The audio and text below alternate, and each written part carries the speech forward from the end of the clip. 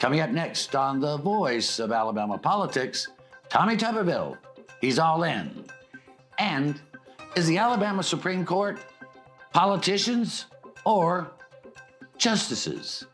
And the so-called moral crusaders are killing business in Alabama. Get back! Take back!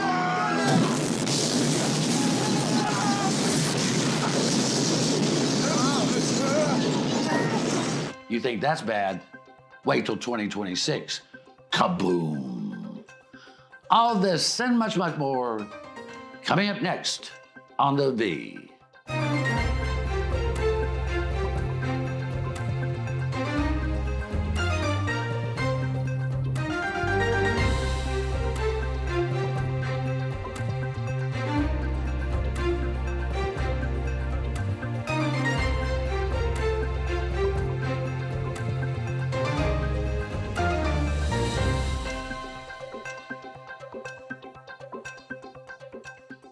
Welcome to the voice of Alabama politics, where we tackle the tough issues so you have the hard facts. I'm your host, Bill Britt, and as always, I'm joined by Susan Britt, research guru extraordinaire, and Josh Moon, columnist and investigative reporter at APR. And you also have a podcast. You have one of the number one podcasts in the Southeast. Alabama Politics This Week. That's right. That's right. Alabama Politics This Week. Y'all tune in. We are number one out there. Oh, you are number one. In terms of political podcasts. Yeah. No, yeah, we're doing very well. Congratulations. Good. I've listened to it. It's very good. I enjoy it. It's a freewheeling kind of thing. It is. And it's free. And it's free. Yeah. It's free for y'all. Yeah. Well, you get all kinds of information from all different sides on there. Well, I tell you what, we didn't see coming. And I there was no oracle, no to predict this, no Cassandra to say, oh, you better watch out. But Tommy Tuberville is now, as everyone knows, officially in the race. And he is dominating, even though the polls and a year out show him at about 51, 55%, which is great. Now, listen, that's great. But nobody, Susan, has dared to challenge him. It looks more like we're going to have a coronation than a race. It does. I mean, he's that far out in the polls, and I think that's got everybody a little scared. Also, a little scared about he's going to get the Trump endorsement. So he's not drawing any opposition at all, at least not at this point. So it does look like we're going to coronate the governor this time.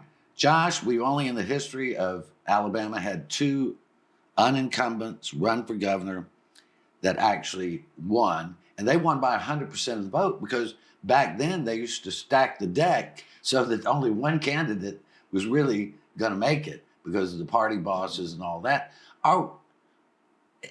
This doesn't feel like that, but it feels like something I would call weakness where people are running scared. Yeah. I mean, it is weakness. I mean, what happened to people wanting to fight? I mean, I don't. Especially with Tuberville, it's really confusing to me why people have run away from this fight on the Republican side, especially because you're looking at a candidate right now, and I don't care. This is honestly, I'm not even trying to knock Tuberville with this, but he's going to come into this thing with 35 to 40% of Republicans who are just simply not going to vote for him. They're not going to do that. And so he's got a ceiling that he's walking into this thing with. And so all you've got to do is knock off a handful of percentage points here or there, and you've got yourself a real race if any viable candidate. And I know what the polling shows right now. I know what his name ID is, but the problem with that is Tuberville is probably the most polarizing candidate for governor that we have ever seen. I mean, I would put him in the same category as Roy Moore at this point, for different reasons. Obviously, I'm not comparing the two necessarily. I'm just saying for different reasons that he's very polarizing. And so where you stand on Tommy Tuberville at this point. And if you have a viable option in there, there's a 35 or so percentage points of Republicans out there who are going to go to the polls and vote against that man. Well, and with what Josh said, he has name ID. Yeah. But how much of that is negative name ID? That's what I keep coming back to. Well, and again, and look, this is, again, no knock on the man personally, but he has made a name nationally and in Alabama on saying things that are not moderates would find unappealing. He is playing directly to the MAGA base, which to win an Alabama primary, you do need to appeal to the MAGA base. That's a reality. I think, however, it's never good for democracy to anoint a candidate. Having a genuine, robust race, you get to see what their ideas are, what their true beliefs are. I go back to Josh, you brought this up. You know, when Shumari Figures ran against Caroline Dobson. Dobson. And I apologize that I have trouble with her name. But that was a great race because both of them had to get their ideas out there. Now, what I'm afraid of is this is going to be more of a slogan race. You know, he's already started advertising. He's put out op-eds. And again, he's got a message that's going to appeal to the MAGA base. But Alabama, this will be the first MAGA or even Tea Party candidate that the state is. We've always elected moderate governors like Kay Ivey, Bob Riley, Don Siegelman. These were not fire-breathing candidates. These were guys and gals, or ladies and men who took policy seriously and all Well, that. and the thing that I don't like about this whole thing is this is a state that loves a fight. We love a fight, especially when it comes to SEC football, to bring up, a sore point here. We love the fight, and there's not going to be any fight unless somebody actually gets in this race and makes, Tuberville and any other candidate get out there, go talk to the people, tell me what you're going to do. Tell me what you're not going to do. Otherwise, you're just going to waltz in and do whatever you want. I don't understand why nobody's wanting to fight here. Right, because Alabamians hate to be told what to do. Absolutely. And the only people that are standing up, Josh, are the Democrats saying that they're going to see Tuberville in court over his residency issue. I mean, the Democratic Party put that out. And I don't doubt that they will do that because while they can't get organized enough to field candidates half the time, they can get organized around lawsuits. Yeah. Well, I'll say this. Tuberville is for a party that's in disarray a lot, and a party that has been trying to figure out for the last several years how to navigate this dysfunction and kind of infighting that has gone on within the party. Tuberville is a dream candidate for the Democrats. He unites Democrats in a way that probably no other. He's simply a polarizing figure. He has spent his time and his political capital in the U.S. Senate by saying very, very inflammatory things very often. He knows he's done it. He's done it on purpose. He's gone on shows on Newsmax and other things, and he's done this thing on purpose. And so now you've created this sort of firestorm on the other side that side doesn't even really have to try to organize against you. You have a ready-made group of folks who are out there that are ready to vote against this guy and are ready to organize, ready to get out and tell people how terrible and awful and all these things. Now, listen. They're not going to win. Don't get me wrong. No. They're not going to beat Tommy Tuberville, okay? But let's say you put a strong candidate at the top of that ticket into Doug Jones. Well, man, all of a sudden you've got yourself some down ballot turnout that a lot of people aren't expecting. Well, and I think that's true, but we'll see. No Cassandras, no oracles. We'll be right back. You're watching The Bee.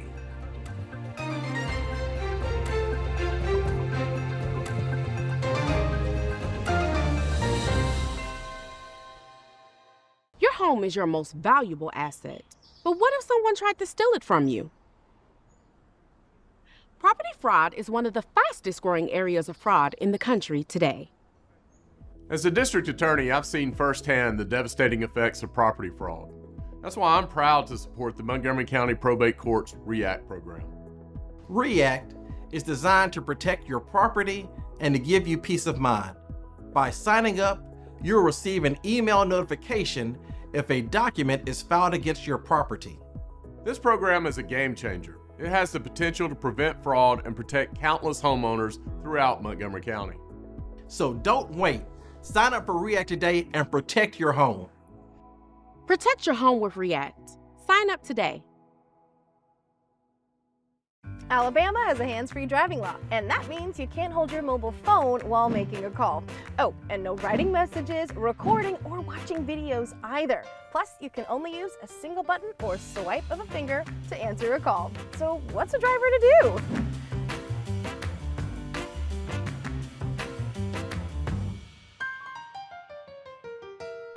Alabama's hands-free driving law is in effect. Follow it.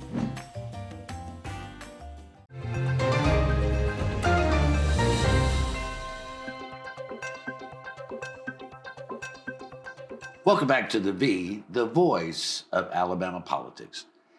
I've written it before. I wrote it again last week. Alabama is on the edge of a cliff because of these so-called moral crusaders in Montgomery that keep passing laws that not only discourage businesses from coming here and doing business, but they're also passing laws that are destroying businesses. I mean, this HB 8 crushed convenience stores on one of their major profit items, which is flavored vapes, all because a few lawmakers didn't like it, and the rest of them were afraid to vote against it because they didn't want the moral, majority, which was really the moral minority, coming after them. And then HB 445, they destroyed an entire industry because 90% of all of the hemp products that are sold in Alabama are the smokable vapes and flowers. So, Susan, what they're doing is economic sabotage. And you and I have talked to business leaders. Josh, you do too. They know that their interests are no longer being served by this legislature. The question is, I'll throw this to you, Josh. What are they going to do about it? I don't know. I've been writing and trying to encourage them to do something about it for a long time now, and I worry that we've passed a point of no return on some of this stuff, and it's too late to get kind of the toothpaste back in the tube on some things. But it's. I mean, you watch what's going on and you see it. It's just like with these products that we're talking about. We pretend, these same folks who are pretending that we're gonna stand up for the health and well-being, I guess, of adults and make decisions for adults are also selling alcohol. Yeah. Mean, we're literally running ABC stores, one of the most harmful products known to mankind out there. And I mean, obviously, but you know what? If an adult chooses to drink and chooses to consume, then everybody's okay with that. And so I don't understand why we don't live in that sort of, the Democrats had a wonderful slogan of, leave people the hell alone. Mind your own business and leave people the hell alone. And I don't understand why we can't adopt that slogan in this state and why the business community doesn't do that as well and open this thing up to freedoms and allow folks to do these things instead of chasing away businesses and chasing away opportunities and stuff. I just don't understand why we can't get a movement behind such a thing. Right. And to further his point, they want to put the hemp products in ABC stores. Right. It's like, when you go into a department store, they're going to put the stuff that they want to really sell you out front before you can get to what you need in the back. Right. I mean, this is just perpetuating a problem. But we don't even have any liquor stores big enough to put stuff in there. Don't. And again, 90% of the products that are sold are smokable products. Right. So you cannot make enough money on that 10% for it to be a viable business. And this is just a good example, which is why we keep bringing it up. This is an example. This is happening in other industries as well. I mean, they're down there. We're talking to a former legislator this last week that said it's like they're going down there and shutting down the money coming back to their district instead of like it used to be, where you went down there to bring money to your district. The hemp situation is just a very clear example of, we can say, they did A and it resulted in B, but they're doing this all over the state in many different ways. And on their moral crusade. Excuse me. The only way this is going to stop is if the business community gets organized, gets together, and challenges about, what do you say, Josh? 5, 6, 7 senators and maybe a dozen House members. Yeah. And if they beat them, they can change the culture. If they scare them to death, they'll still change the culture. What do you think? Right. Yeah, no, it's absolutely true. There are a number of issues out there right now, and they did some pretty bad things heading into an election year that I think they could absolutely be held accountable for. And I think there are some groups that are working out there to do just that. And I think they need some buy-in from some business community folks. And I'll tell you this, the business community folks, whatever their issues may be, and they can individualize this thing, okay? Whether it be gambling or it be healthcare or it be whatever. Individualize it themselves. They need to take a stand publicly and let people know. And I'm going to use an example that no one would expect. Alpha. Yeah. Look at the way Alpha has handled business, man. Look, they know what they want. They go after it. They strong arm. They push people. They do. And look, I'm saying this with some level of respect and admiration here, because I mean it is that the way they've been able to achieve their agenda over the years is remarkable. Yeah. They have been remarkably good at it, and they've done the same thing year in and year out. And people always talk about, well, we can't do this. We don't want the blowback.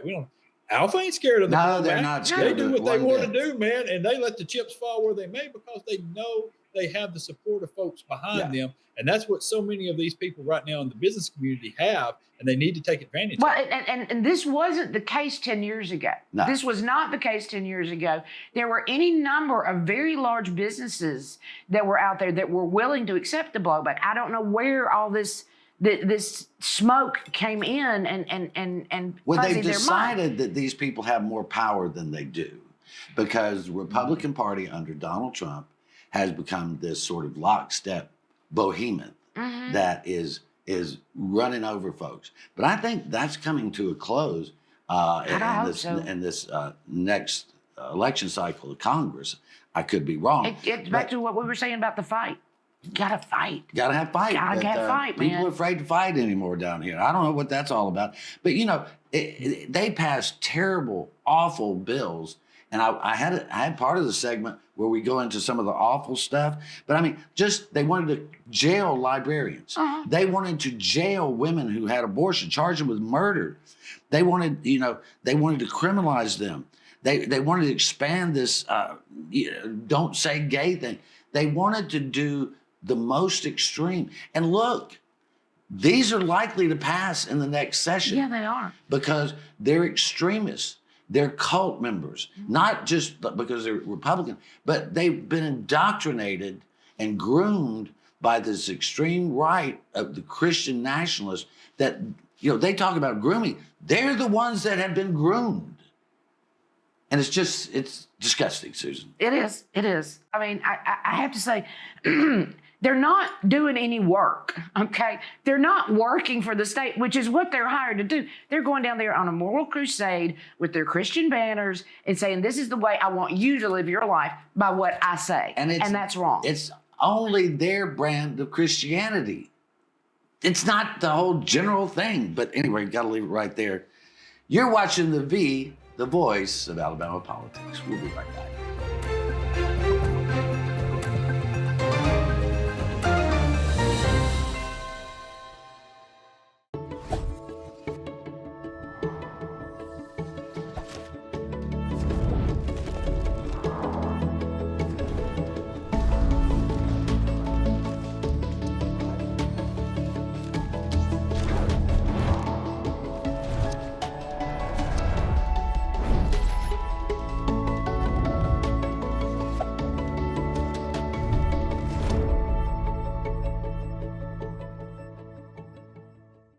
Alabama has a hands-free driving law, and that means you can't hold your mobile phone while making a call.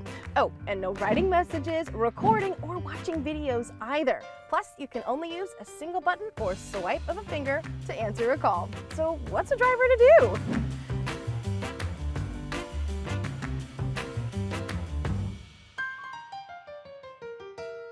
Alabama's hands-free driving law is in effect. Follow it.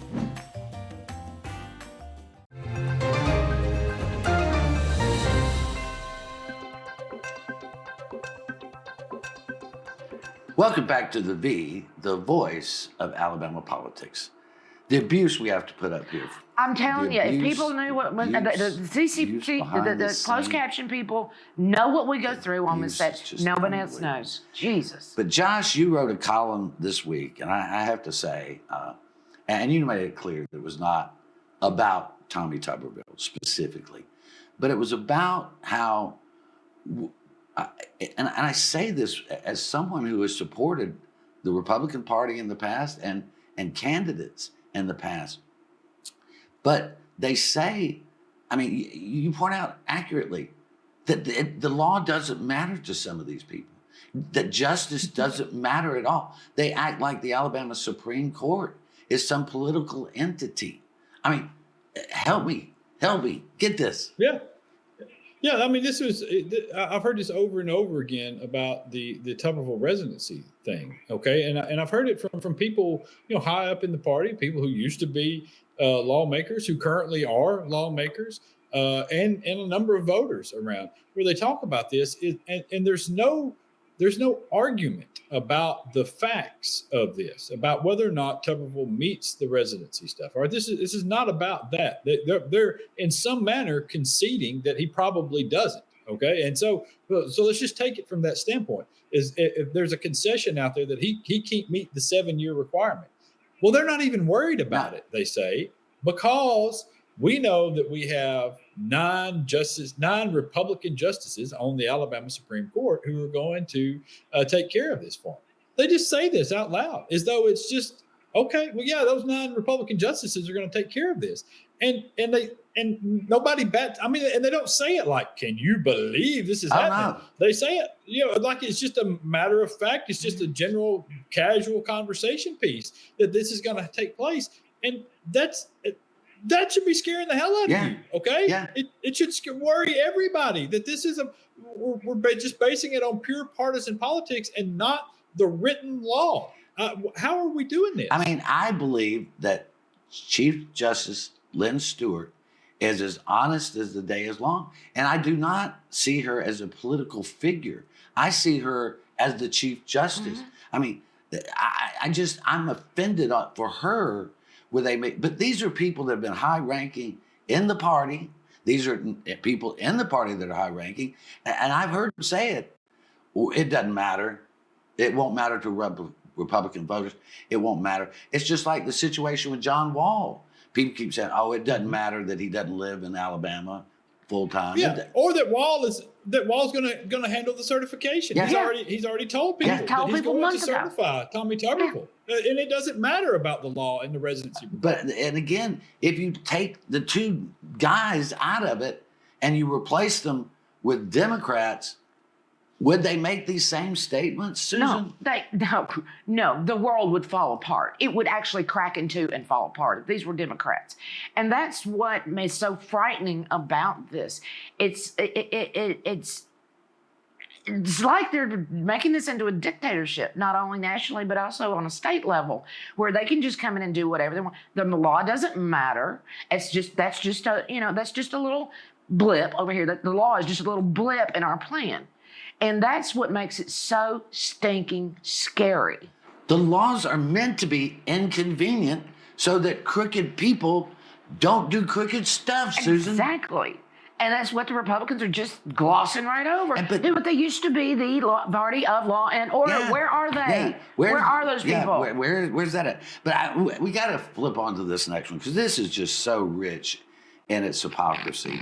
This whatever phony group that they've got, Citizens to Protect. Well, I think they're actually. Which one? Clean Up Alabama I think Citizens it's CRAP or is the big group. CRAP is the one, is the big group, which is the Coalition to repress anything progressive. I think CRAP. We've had run-ins with them for years. Well, always.